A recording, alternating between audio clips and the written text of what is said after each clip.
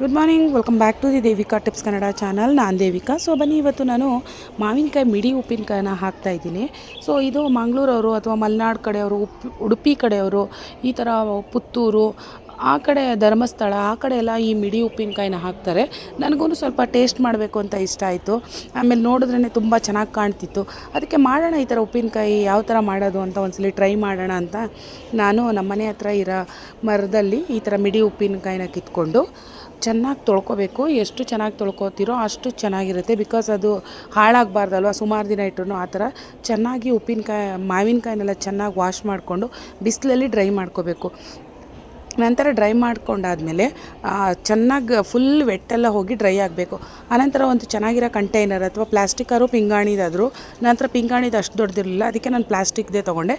ಅದಕ್ಕೆ ಸಾಲ್ಟ್ ಹಾಕಿ ಸ್ಟೋರ್ ಮಾಡಿ ಇಟ್ಟಿದ್ದೀನಿ. ಇವಾಗ ಡಾರ್ಕ್ ಪ್ಲೇಸಲ್ಲಿ 15 ಡೇಸ್ ಇಟ್ಟರೆ ಅದು ಈ ಥರ ನೀರು ಬಿಟ್ಕೊಂಡು ಮಾವಿನಕಾಯಿ ಎಲ್ಲ ಶ್ರಿಂಕ್ ಆಗಿಬಿಡುತ್ತೆ. ಸೊ ಇವಾಗ 15 to 18 ಡೇಸ್ವರೆಗೂ ಆಗಿದೆ. ನಾನು ಇದನ್ನು ಸ್ಟೋರ್ ಮಾಡಿಟ್ಟು ಇವಾಗ ನೋಡಿ, ಆ ಮಾವಿನಕಾಯಿಂದನೇ ನಾವು ಉಪ್ಪು ಹಾಕಿರ್ತೀವಲ್ಲ ಅದೇ ನೀರು ಬಿಟ್ಕೊಳ್ಳುತ್ತೆ. ಆ ನೀರು ಬಿಟ್ಕೊಂಡಿರೋದಕ್ಕೆ ಈಗ ಮಸಾಲೆ ಮಾಡ್ಕೊಳ್ಳೋಣ.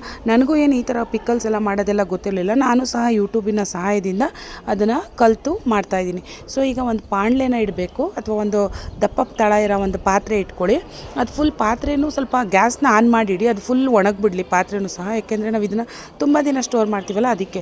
ಸೊ ಇದಕ್ಕೆ ನಾನು ಇಷ್ಟು ಮಾವಿನಕಾಯಿಗೆ 1 ಕಪ್ಪಷ್ಟು ಅಂದರೆ ಒಂದು 50 ಗ್ರಾಮಷ್ಟು ಸಾಸಿವೆ ಹಾಕ್ಕೊಂಡಿದ್ದೀನಿ. ಅದರಲ್ಲಿ ಅರ್ಧ ಅಂದರೆ 25 ಗ್ರಾಮಷ್ಟು ಜೀರಿಗೆ ಮತ್ತು 1-2 ಸ್ಪೂನಷ್ಟು ಮೆಂತ್ಯ ಹಾಕ್ಕೊಂಡಿದ್ದೀನಿ. ಅಂದರೆ ಚೆನ್ನಾಗಿ ಡ್ರೈ ರೋಸ್ಟ್ ಮಾಡಿ ಎತ್ತಿಟ್ಕೊಂಡಿದ್ದೀನಿ. ಸೊ ಅದೇ ಬಾಣಲಿಗೆ ನಾನು ಅದರಲ್ಲಿ ಏನು ಉಪ್ಪು ನೀರು ಬಿಟ್ಕೊಂಡಿತ್ತು ನೋಡಿ, ಮಾವಿನಕಾಯಿನ ಸೋಕ್ ಮಾಡಿಟ್ಟಾಗ ಆ ನೀರನ್ನೆಲ್ಲ ಬಾಣಲೆಗೆ ಕುದಿಯೋಕೆ ಇಡ್ತಾಯಿದ್ದೀನಿ. ಸೊ ಈಗ ನಾನು ಏನು ಡ್ರೈ ರೋಸ್ಟ್ ಮಾಡ್ಕೊಂಡಿದ್ದೀನಿ ಅದೆಲ್ಲ ಕಂಪ್ಲೀಟಾಗಿ ಕೂಲ್ ಆಗಬೇಕು. ಬಿಸಿಲೇ ನೀವು ಮಾಡಿದ್ರೆ ಅದು ಒಂಥರ ವೆಟ್ಟಾಗುತ್ತೆ.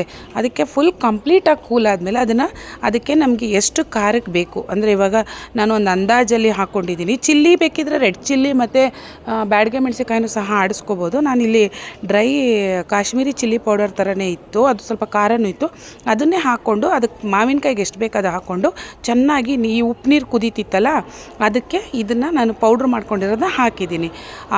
ಚೆನ್ನಾಗಿ ಆ ಚಿಲ್ಲಿ ಪೌಡ್ರು ಮತ್ತು ಸಾಸಿವೆ, ಜೀರಿಗೆ, ಮೆಂತ್ಯ ಅದನ್ನೆಲ್ಲ ಚೆನ್ನಾಗಿ ಮಿಕ್ಸ್ ಮಾಡಿ ಕುದಿಯೋಕೆ ಇಡಬೇಕು. ಪುನಃ ಅದು ಕುದಿಯುತ್ತಲ್ಲ ಅದಕ್ಕೆ ಬೇಕಾದರೆ ನೀವು ಒಂದು ಚಿಟಕಿ ಟರ್ಮರಿಕ್ಕು ಹಾಕ್ಕೋಬೋದು. ಚೆನ್ನಾಗಿರೋ ಪ್ಯೂರ್ ಟರ್ಮರಿಕ್ನ ಮನೇಲೇ ಮಾಡಿರೋ ಅರಿಶಿನ ಹಾಕ್ಕೊಂಡ್ರೆ ಅದೂ ತುಂಬ ಪ್ರಿಸರ್ವೇಟಿವ್ ಆಗಿ ಆ್ಯಕ್ಟ್ ಮಾಡುತ್ತೆ. ಮತ್ತು ಅದು ಗುಡ್ ಫಾರ್ ಹೆಲ್ತ್ ಅಂತಲೂ ಹೇಳ್ಬೋದು. ಗಟ್ ಹೆಲ್ತ್ಗೂ ಯೂಸ್ ಆಗುತ್ತೆ.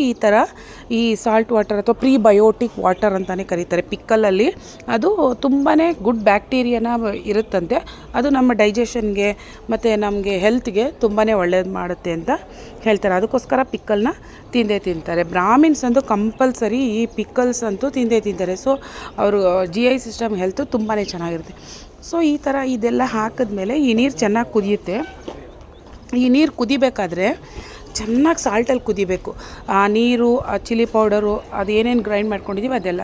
ಸೊ ಯಾರೆಲ್ಲ ಚಾನಲ್ನ ಫಾಲೋ ಮಾಡದೆ ನೋಡ್ತಿದ್ದೀರಾ, ಪ್ಲೀಸ್ ಚಾನಲ್ನ ಫಾಲೋ ಮಾಡ್ಕೊಳ್ಳಿ.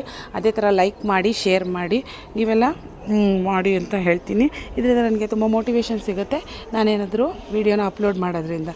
ಸೊ ನೆಕ್ಸ್ಟು ಅದೇ ಥರ ಅದು ಕುದಿಬೇಕಾದ್ರೆ ನಾವೇನು ಮಾವಿನಕಾಯಿನ ಇಟ್ಕೊಂಡಿರ್ತೀವಿ, ಬರೀ ನಾವು ಈ ಸಾಲ್ಟ್ ವಾಟ್ರ್ ಮಾತ್ರ ಕುದಿಸ್ತಿರೋದಲ್ವ, ರಿಮೈನಿಂಗ್ ಮಾವಿನಕಾಯಿ ಉಂಡೆ ಹೋಳು ಸಮೇತನೇ ಇರುತ್ತಲ್ಲ, ಆ ಮಾವಿನಕಾಯಿನ ಸಹ ಈ ಕುದಿಯುತ್ತಲ್ಲ ಈ ವಾಟರ್ಗೆ ಅದನ್ನು ಹಾಕ್ಕೊಳ್ಳೋಣ. ನೀವು ಮಾವಿನಕಾಯಿನ ಹಾಕಿದ ತಕ್ಷಣವೇ ಈ ಗ್ಯಾಸ್ನ ಆಫ್ ಮಾಡಿಬಿಡಿ. ಅದು ಕೂಲ್ ಆಗೋಕ್ಕೆ ಬಿಡಬೇಕು. ಈ ಮಾವಿನಕಾಯಿ ಎಲ್ಲ ವಾಟರ್ ಅಂದರೆ ಚಿಲ್ಲಿ ಪೌಡರ್ ನೀರು, ಸಾಲ್ಟ್ ನೀರಲ್ಲಿ ಕೂಲ್ ಆಗಲಿ ಚೆನ್ನಾಗಿ. ಇದೆಲ್ಲ ಕೂಲ್ ಆದಮೇಲೆ ನಾವೇನು ಮಾಡಬೇಕು ಅಂತ ಹೇಳಿದ್ರೆ, ಇದನ್ನು ಒಂದು ಕಂಟೈನರ್ಗೆ ಸ್ಟೋರ್ ಮಾಡಿ ಟೈಟಾಗಿ ಲಿಡ್ನ ಕ್ಲೋಸ್ ಮಾಡಿ ಒಂದು ಕ್ಲಾತ್ನ ಕವರ್ ಮಾಡಿ ಇಡಬೇಕು. ಈ ಥರ ನೀವು ಇಡೋದ್ರಿಂದ ಉಪ್ಪಿನಕಾಯಿ ತುಂಬ ದಿನ ಬಾಳಿಕೆ ಬರುತ್ತೆ. ನೀವು ಇದನ್ನು ಗಂಜಿ ಜೊತೆ ಅಥವಾ ಮೊಸರನ್ನ ಜೊತೆ, ಬೇಳೆ ಸಾಂಬಾರು ಜೊತೆ ಸಕ್ಕತ್ತಾಗಿರುತ್ತೆ ಈ ಉಪ್ಪಿನಕಾಯಿ ಅಂತ ಹೇಳ್ತಾ ಇಲ್ಲಿಗೆ ನನ್ನ ವ್ಲಾಗ್ನ ಕಂಪ್ಲೀಟ್ ಮಾಡ್ತಿದ್ದೀನಿ.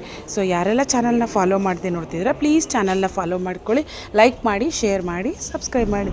ಸಿಗೋಣ ನೆಕ್ಸ್ಟ್ ವ್ಲಾಗಲ್ಲಿ. ಅಲ್ಲಿವರೆಗೂ ಥ್ಯಾಂಕ್ ಯು.